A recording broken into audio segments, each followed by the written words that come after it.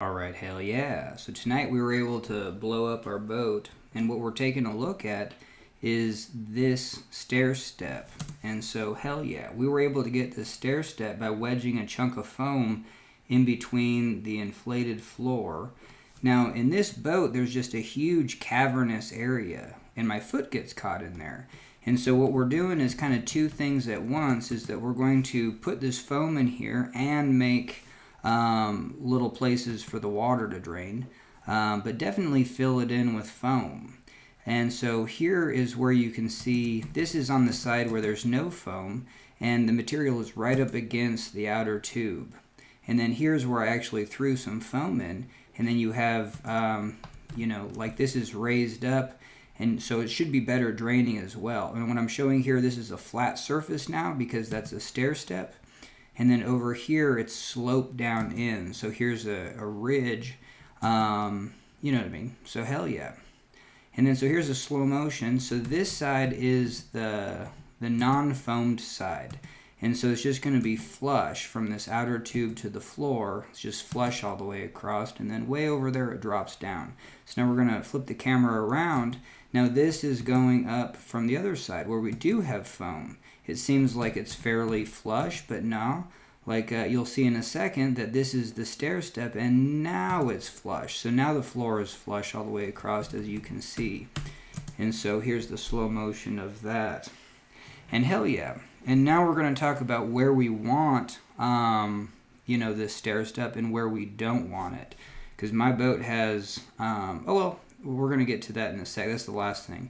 The other thing with this modification is I'm going to increase the size of the drain holes to 2 inches. And from here to there, don't mess with your inflated floor. But we're going to chisel this out this direction.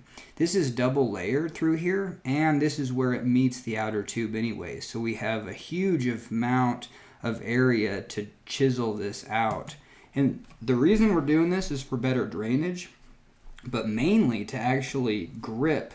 And so what we have here is the RMR Fat Cat, and they just used a size of 2 inches, if not, just even slightly a hair bigger than 2 inches.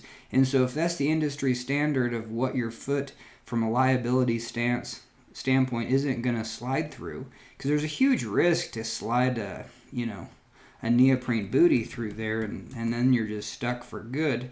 But if that's what they're going for, like, we're going to do that because I want superior draining, and mainly it's just easy to hold on to. These drain holes are just really difficult to get my finger in. So there's the my finger right next to, I can just get one finger in, barely two. And so that's what I'm trying to do, is barely get 2 fingertips in there.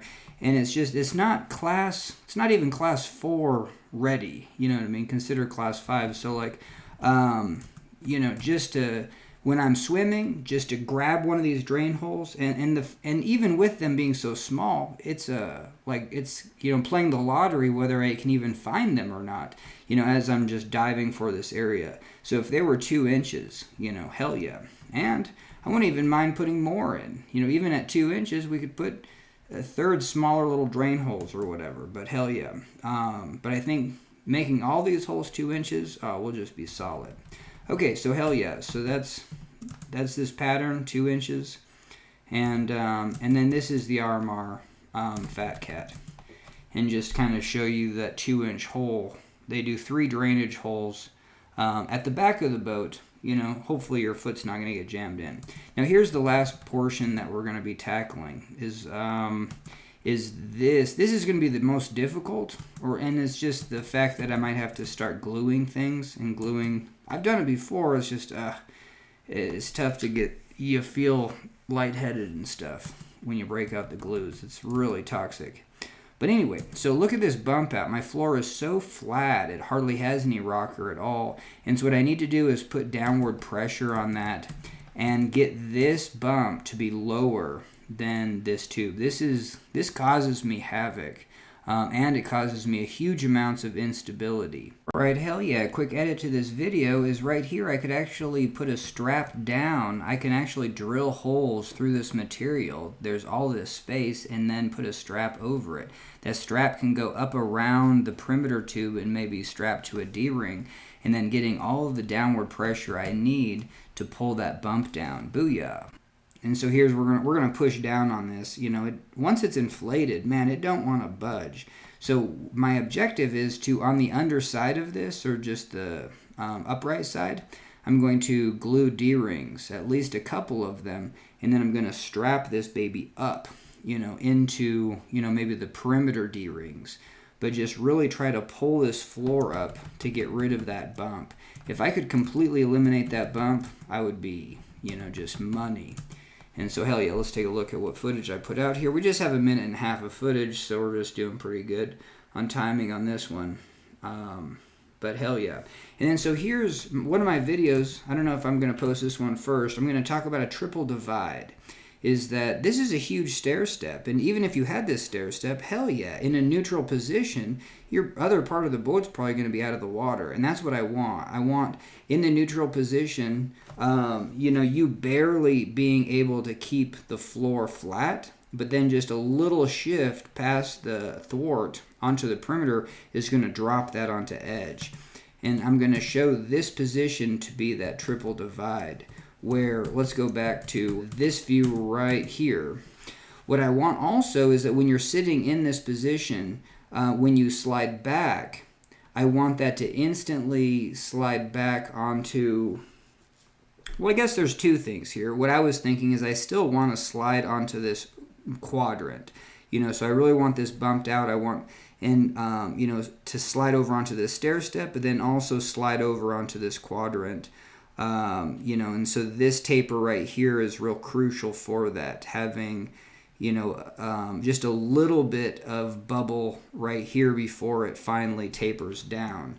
But then what I'm going to show here in a second is right here, it better be darn flat all the way across. And so that is kind of counterintuitive to what I just said earlier, to be like, hey, if I do have, let's get a better view on this, I think right here, hell yeah. So if this is going to be the highest point and you tip over onto its side, hell yeah, you're going to be edging the boat sideways. But if I slide back just a little bit, I want to be edged onto this 45. So instead of edging the boat totally sideways, I want to be edged, you know, onto this tipping surface. And so that's what I'm going to kind of call this would be the triple divide. Shift to the left. You know, I'm a lefty, so I just shift left and I edge, shift left and back, and then I'm on this 45, shift back farther, then the whole thing is going to drop onto a flat. And so then, and that's going to be crucial, just for stability and for, I don't know, maybe doing some stern moves too. But hell yeah, shift back far enough, this has to be flat all the way across. So this bump out is not desirable in my boat. And so, yeah, and so one remedy is that, you know, for future boats is that you don't have a floor protrude this far. You know, you do your thing and then you really concentrate on that triple point, you know, of having a shift left edge, and then a shift left and back and be on a 45. So this is kind of like an omnidirectional point. You know, you really want this to be, but the triple divide works, you know what I mean? Shift this way and you're going to be on that edge, shift this way and back, and now you're on this 45 degree. It's real subtle on that 45, but I do really think you want that 45 degree to really taper with the boat. Now, my boat could actually get chopped about a foot, so, you know, basically this whole foot, you know, or a little bit more of the boat could be totally eliminated and then just shortened to when you get onto this 45, then you're on the more natural 45 quadrant of the actual bow, being a diamond-shaped boat. But hell yeah. So those are the modifications. I'm going to try to lower that section and just to make sure that's all flush all the way across there. So those are the modifications that I think I can tackle. It might be requiring me to glue some of those D-rings in and then strap it up. But the cool thing is I only have to do it to one area. You know, like I get to pick the front or the back of the boat, and, you know, to see if it works. Hell yeah. And there's huge benefits to that. Let's go back to that actual picture of showing this, of just like, and this is a detriment. Most boats don't have this. This is just the one detriment of my boat. The floor got so long and protruded that this really, and it messes me up when going into waves. The Sotar Excalibur, that thing has a short floor, and then these tubes almost act like pontoons, so you get more of a pontoon paddle cat style front end. And I need to use that terminology. Pontoon paddle cat style. Paddle cat style is better than talking about rail. You know, I don't know. It's just, you know, from tuning skis, you really don't want a railed ski. Means your ski is cupped. But just from a physics perspective, that's what the physics shows. Like a railed front end and rear end is what I'm going for, but that's just paddle cat style. And so I think railed has a negative connotation. Paddle cat has a positive connotation. But hell yeah, if I'm able to reduce that bump even just a little bit, it'll get me way more rocker. And even just for the future, you want more rocker than this anyway. And you need this rocker to start really close. If this was the bow of the boat, here's the thwart right in here, and I need the thwart placement to be basically right here. So then if I actually edge into the thwart, I'm on a new sloped surface.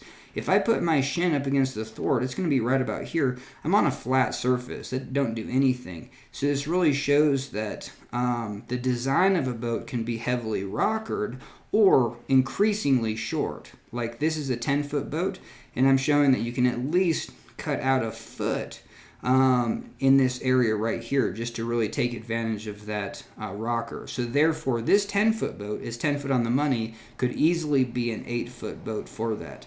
And then really reduce this, you know. And you could even, I mean, and then like I said with the Sotar Merlin, the Excalibur, the Merlin series, is that you almost have a pocket in here. And so that's what I'm going to try to work on, is get those D-rings on and suck this up to even have a negative pocket, because then you have 2 points of contact. We talked about that. That's paddle cat positive. You know what I mean?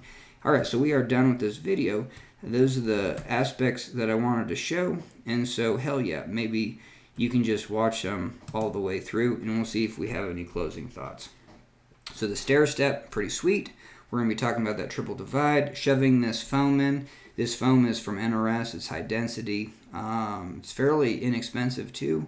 Hell yeah. And then that makes that stair step.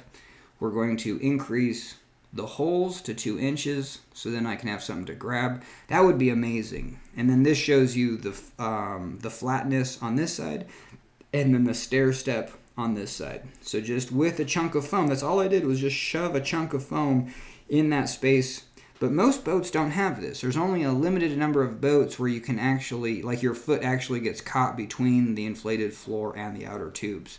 And then here's the 2-inch holes. And I just think this is something that you might consider doing on your RMR Thunderclouds, you know, or your high side Maxes. You know, it's just like if your life depends on your recovery, then having a 2-inch hole to grab. And, you know, and if I do this, I'll be able to tell you if the resistance is now just awful, like the water resistance. But I'm looking forward to it.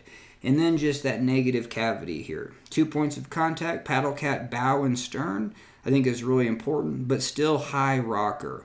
And then a floor that's higher to make that stair step on the side edge and that 45 quadrant. That is, you know, from my stuff, it's like, hell yeah, that's what I'm going for. And this gives me the opportunity to modify my boat before constructing another boat. Okay, so hell yeah, we're done. Thanks for joining me. Booyah.